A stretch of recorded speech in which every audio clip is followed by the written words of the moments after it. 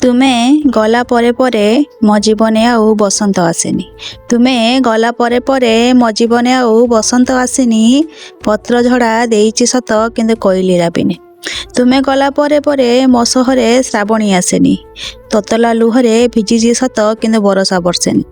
ତୁମେ ଗଲା ପରେ ପରେ ମୋ ବାଟରେ ଆଉ ଫୁଲ ଫୁଟିନି। ତୁମେ ଗଲା ପରେ ପରେ ମୋ ବାଟରେ ଆଉ ଫୁଲ ଫୁଟିନି। କଣ୍ଟାର ଆଘାତେ କ୍ଷତାକ୍ତ ସତ କିନ୍ତୁ ଫୁଲର ବାସ୍ନା ପାଇନି। ତୁମେ ଗଲା ପରେ ପରେ ଏମିତି ହେଇନି ସେମିତି ହେଇନି ଆଉ ବି କିଛି ଲେଖିପାରିନି।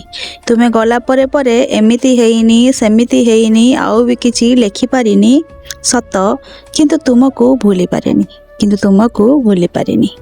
ହ୍ୟାଲୋ ସାଙ୍ଗମାନେ, ନମସ୍କାର। ଆଜି ଗୋଟେ ନୂଆ ଭିଡ଼ିଓରେ ଆପଣମାନଙ୍କୁ ସ୍ୱାଗତ ମୋ ୟୁଟ୍ୟୁବ୍ ଚ୍ୟାନେଲ୍ ଆଶା ଖାଇବାରେ।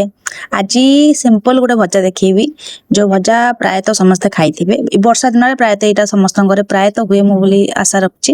କିନ୍ତୁ ଏଇଟା ଯେତିକି ସିମ୍ପଲ ଲାଗୁଛି ଆଉ ଖାଇବାରେ ସେତିକି ଟେଷ୍ଟ, ଆଉ ବନେଇବାରେ ସେତିକି ଜଲ୍ଦି।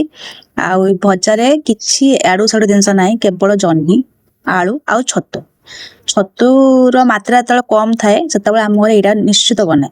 ଆଉ ଛତୁ ଯଦି ଅଧିକ ଥାଏ ତ ଅଲଗା ଆଇଟମ୍ ବନେ, କିନ୍ତୁ ଛତୁ କମ୍ ଥିଲେ ଜହ୍ନି ଆଳୁ ପଡ଼ିକି କମ୍ପଲସରି ଗୋଟେ ଭଜା ହୁଏ, ନହେଲେ ସୋରିଷ ମସଲା ଦେଇକି ଗୋଟେ ଆଇଟମ୍ ହୁଏ।